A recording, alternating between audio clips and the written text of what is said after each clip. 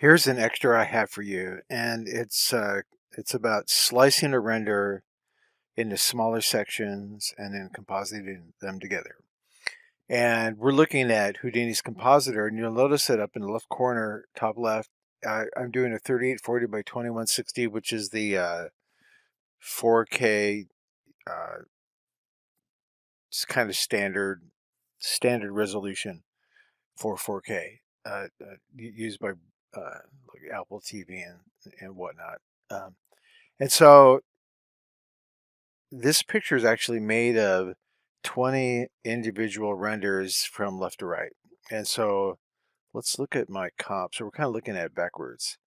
And so what I did is I have these 20 individual slices that I've made. Now, the way that I have this set up, the downside is that I have to load each individual one, which is still faster than like rendering like 1/3 of a 4K picture. So it's faster. But anyway, I rendered each of these individual 20 slices. And so if we look at somewhere in the middle, like there, that one, you can see it's just getting that strip. And the one to the left of that is getting that section and this section. And so this particular render, I'm not rendering the whole screen. I'm rendering the middle parts, but the individual strips on the left and right are getting rendered as well. And they don't take a long time. If I render from the command line, they don't take a long time to render. There's no display going on.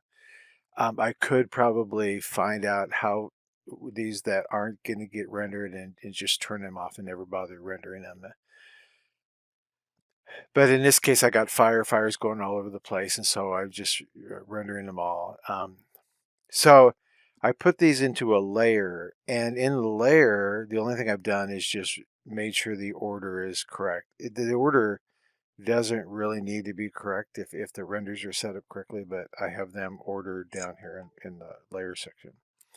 And then I have my output. Now this is how it's going to be used in my setup. So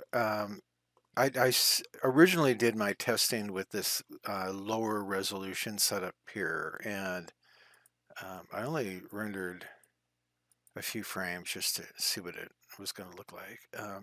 And I did a lot of flip books, got the testing, the motion timing right, and so I rendered a few frames at 1/4 of 4K, which is 960 by 480. You can see up in the top left corner. And so then I just wanted to make sure that everything was going to work okay. So then I have my layers, my flame, and this one's going to take a little while to render. And then I have my coins, which is going to take even a little bit, maybe possibly longer. So I have my coin layer rendered as a separate layer, and then I have my torch as a separate layer. And because of the way when I was lighting this and getting it to work, my lighting for my coin and my lighting for my torch, the metal handle part on the bottom, um, had to be quite different. So I need to use different sets of lights, and for some reason or another, just getting it all to render in one was complicated. And um, so I decided to split them into two, and then I can lower the, if this ends up being too bright, I can lower that look in the comp separate from the torch. And so later on I would maybe add a brightness node or exposure somewhere in there to make them blend better, and then make them blend better with the flame and make them blend better over the background. Now I got this all set up, and I did some tweaks and adjustments that aren't seen in these particular images. I did some testing and adjusted the lighting levels, and so I'm ready. I was ready. I was confident to render to do a new render that's going to look even better.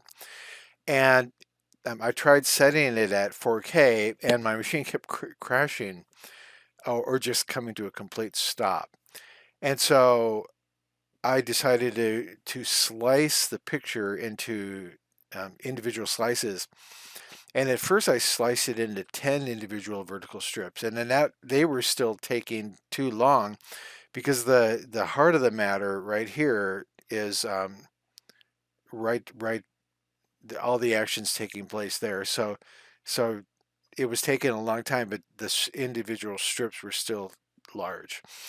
And so this may be a case where I would possibly even split it into 40 individual strips. But 20 seems to be working out okay. I did a test for a few hours, got 20 frames composite rendered and composited, which we're looking at, or 10 frames composited and tested, and which we're looking at here.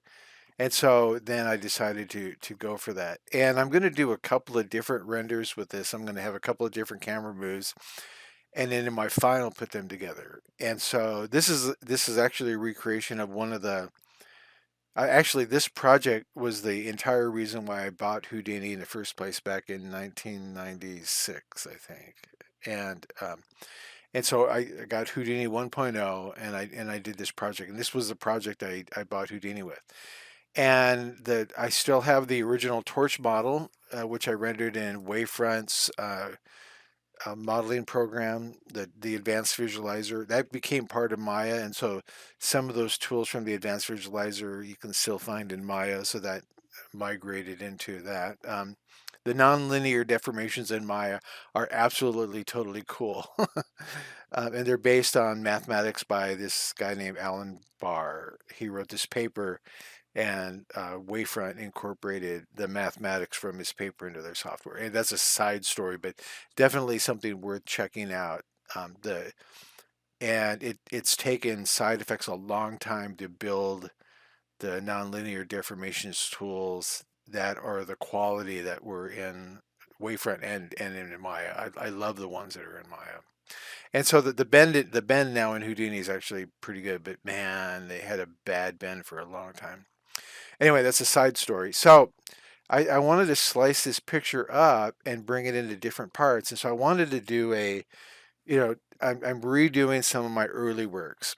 And I wanted to render that at 4K, and I wanted to make so the renders that I have of this are, I think when I did the original renders, they were tel- t- Quantel PAL television resolution, which was the digital uh, digital video, digital Betacam resolution at the time, and so I would render at that size, which is dinky, dinky, dinky, dinky compared to today's standard.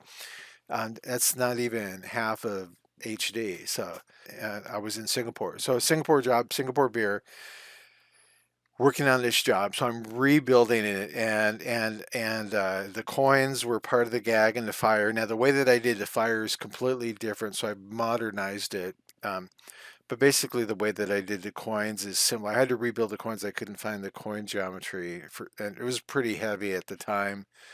Maybe I didn't save it because the file was pretty big. Now it's like super small by today's disk standards, but back then, a different story. Anyway, so I got a lot of detail. So I'm working out this first render, a short story long, working out this first render to do it at 4K to kind of review where my working my computer graphics history, and I wanted to get a high quality render, and so it was just taking too long. So I decided to split it up into these individual strips. I'm going to have 20 strips across horizontal, and then of the fire, of the torch, and of the coins. And so the reason the why here I am in the middle of this is that uh, the memory that gets used and the processing is much greater if you're rendering a giant picture. And so like when we render low res will render faster because it's a smaller picture. And if we split up a picture into individual vertical strips or boxes, that individual thing will render faster. So in the event that your render crashes, you don't lose the whole 4K picture. You just lose that one strip, and you can pick up rendering from there, and all the other strips are going to render fine. Or if you have to stop a render, like if I have to use this computer for something else, and I have to stop the render, it's only going to stop that strip. It's not going to stop the entire 4K picture. And so that's the advantage of it. but it's just gonna the idea is it's gonna end up using less memory, and it's going to render the individual strip faster. So because it's using less memory, it's actually going to render the picture faster.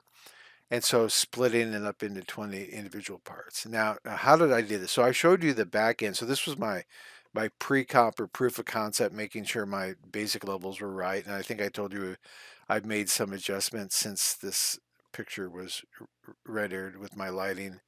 And then I have these strips that were rendered. Now we're going to keep on working backwards. I go to the output part of Houdini, and here, let me make this full screen. This was my original test setup, and I just took the strips, and so I made one. You know, my flame render. I renamed it to be called Chop by 10, and I probably should have called Flame Chop by 10, but um, and in the name part, the image name part, I added a so I have dollar sign hip name dot, and I put in flame, so it's just going to put in the word flame in all caps, um, and then it's going to put dollar sign OS, and then the same thing repeats there. So it's going to put it in an individual directory called flame, and and this is all going to be inside my render folder. And if I look in my render folder, there I have them, and so I have those. Now the way that I work when I started this, I thought, well, maybe I should have actually made a subdirectory called Flame and put them in that subfolder called Flame. And then I actually tried to go backwards and do that, and I was making some mistake for some reason. So then I was just like, it works. I want to go to bed. I want to set out the render. Um, and so this is still better organized because at least it's all alphabetical. So ideally, I should have put them in another subfolder and have all these folders within another subfolder. But this is organized pretty well. Now, right now, I just have Flame. And so once the Flame finishes, I just wanted to make sure that it's all working. Comp, comp is fine. And then I'll make a copy of this chop thing, chops, and then I'll make one for the coins and another one for the torch part, and then render those. And then uh, that's how my approach to this. So those individual renders. So now the way that this is set up in my file, I have a master. And so I set up the master first based on the original Flame, uh, based on that one. I think I copy pasted that one and renamed it. And if I go to the objects, so all my objects are set up exactly like I wanted it to. And all my render settings are set. And then I'm rendering the different passes of position, depth, and normal. And I don't really need a normal, but if I wanted to do a out of focus, having the position, the two different kinds of position, the PZ or the P are good for like if you want something out of focus, and so I might want to do that later. Um, and so my master setup, and then I took this one node and I right clicked it, and I picked create reference copy, and so I had my first reference copy, and this kind of blue green color are the copies, and I had to go in and delete and change the camera, um, and delete and right click, uh, delete parameters, and then change the file name for each one of those. But other than that, it's using all the same materials. So each one of these renders is using a different camera.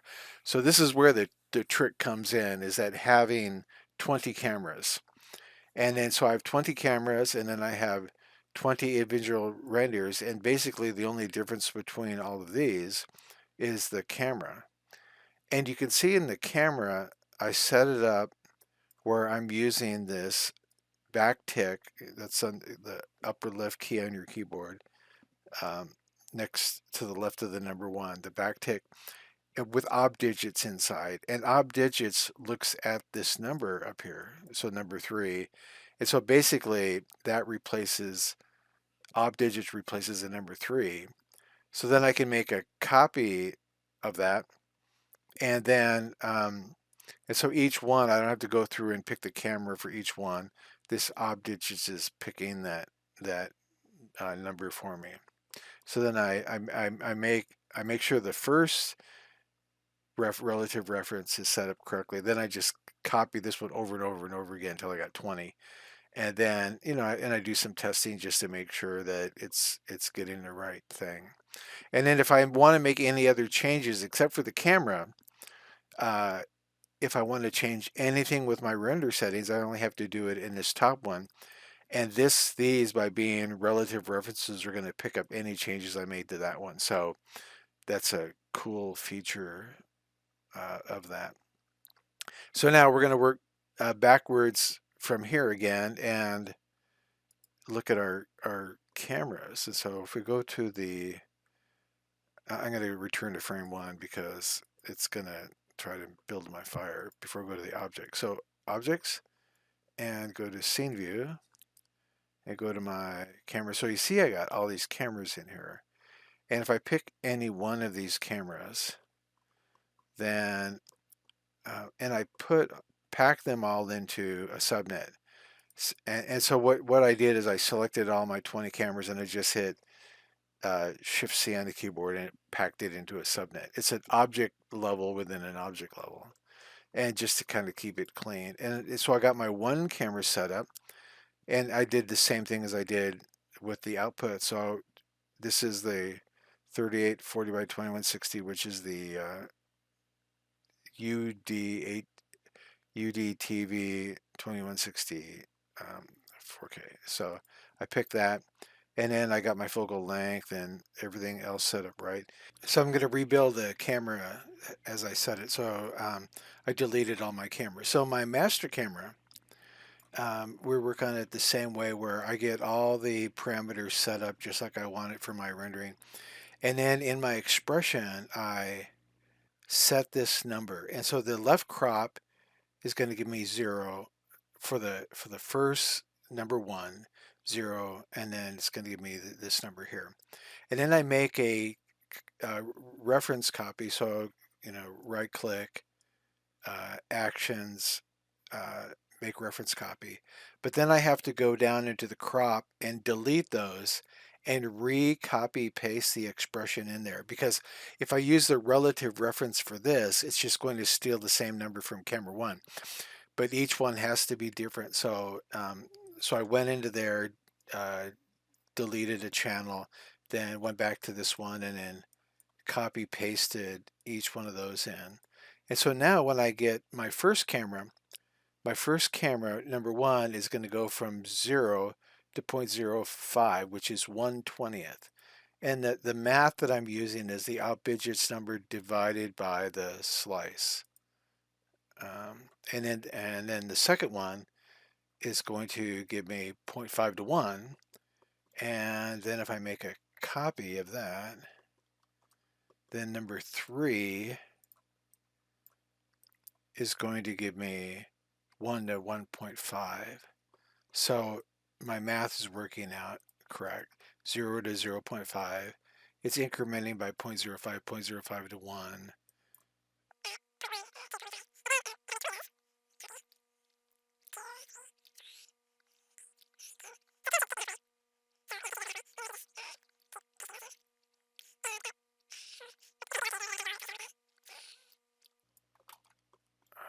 20. So the 20 should give me the last slice, 0.95 to 1.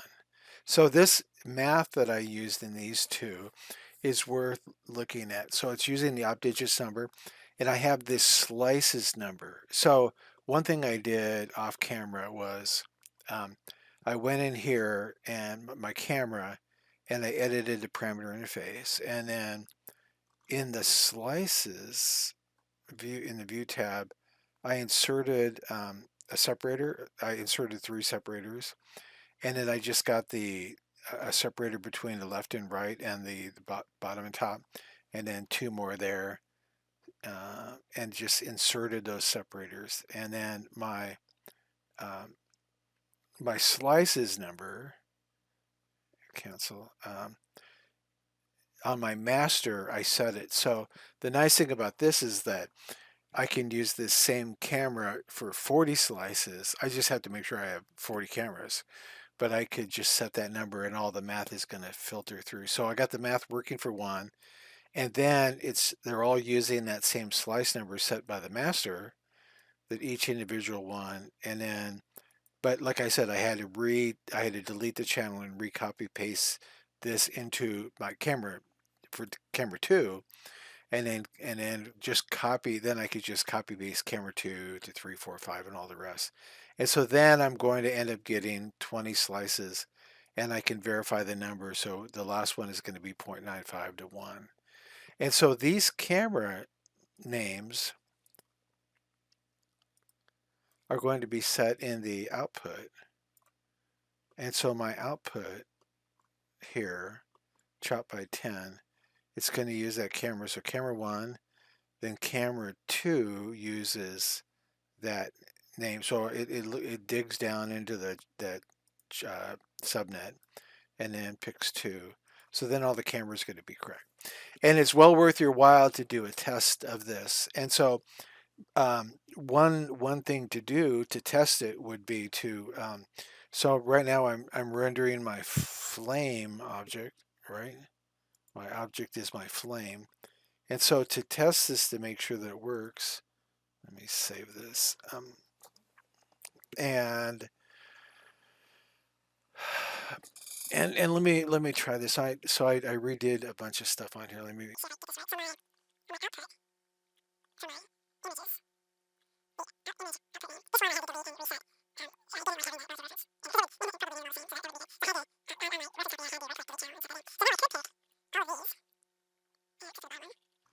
And then here under render, I could pick flame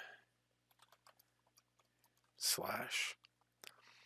And then it will put all of them into a subfolder.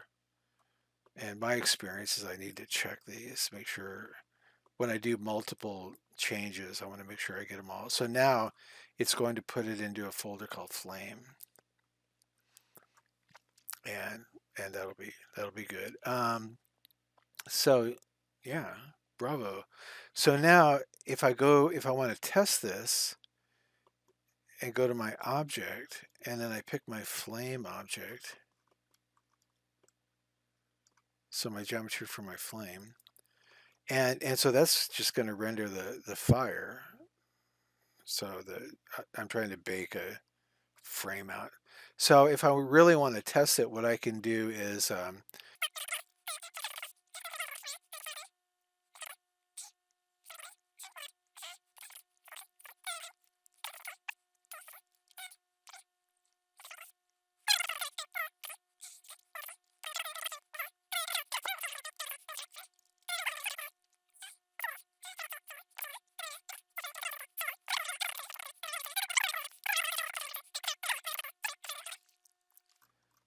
and so it's rendering a giant 4K picture.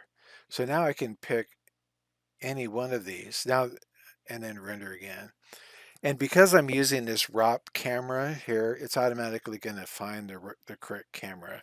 So I don't really ever change that ROP camera parameter. I've seen people do that, but part of it is checking to make sure that my ROP is set correctly. And if I go in there and tweak the camera, I might end up rendering something different. So now I'm rendering number 12.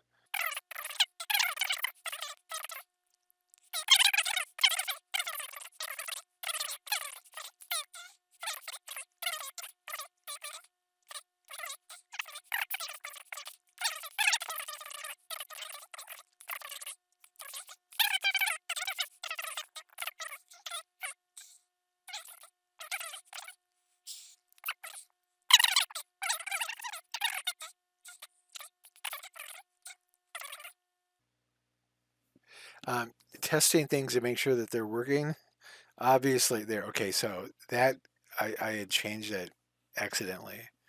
You probably look through the video and see where I did it. Okay, so now there's my flame. That's the first frame that the flame really appears and it's being held out by the coins and the torch. So I'm seeing the outline of the torch and the coins in there. Um, and because the coins are round, I'm getting that weird shape, but you can see the coins in there.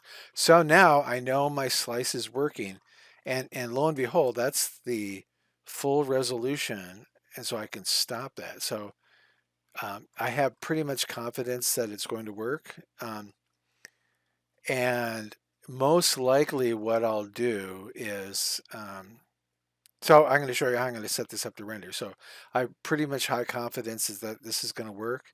I'm going to go back to my output and out. And my frame range is, I created a new variable called restart because I was going to restart my render. And I'm going to completely restart it because I made some changes to my file. So I made a variable called restart. And I'm just going to set that back to 0, 1. Okay. And so now it picked that up. So it's going to re-render the whole thing, kit and caboodle. And part of the reason for doing that is that in my camera, one advantage of going back and teaching you how I did this was that I noticed that I had a problem in my math for my camera. And so by rendering, I rendered 10 frames and it looked okay, but I was actually, some of the slices were much wider than they needed to be. So I was actually unnecessarily rendering stuff. So I fixed the camera. So um, rendering a few, testing it, make sure it works, comp it together with just like a few frames. I could have done it with 3 frames or 2 frames even. Um, Making sure it's working fine, and then go back and double check my numbers because once I hit the big render button, I don't want to find out a big mistake. And even my outputs, my first time around rendering it, I could have gone in here to my master and set. I got the take turned on. Take needed to be turned on. I can override the resolution. Now, this chain setup where I did it like this, and I'm using frame dependency at the very bottom. So it's going to render all 20 frames, all 20 slices, and then move on to the next frame. And the way Houdini thinks is that it's going to do the simulation up to that frame and then render all 20 slices and then simulate it again 20 slices, simulate it the next frame 20 slices. If I did them it is individually without using frame dependency, and my frame dependency default is like minus or 0 or -1 +1, something like that. I set it to this, so it'll simulate the frame, render it, simulate frame, render it. If you use the default for the frame dependency, it's going to re-simulate it every single slice, and you don't want that. Your render times are going to skyrocket. And so this is just experience speaking. So now I have this. I did make my alias and variables. I did make a alias called renme. So that's just going to do this render space minus v out. So if you're using the apprentice version of Houdini, you can't do this. I think the student version should do this. I'm using Indy, so it does that. So now all this is going to do is just render this node, this frame dependency node, and it's going to go chunk, chunk, chunk, chunk, chunk. Close that, save my file, and then quit Houdini. And so now I've freed up all that memory that the GUI was taking up. So this is the advantage of having the apprentice version or the student version.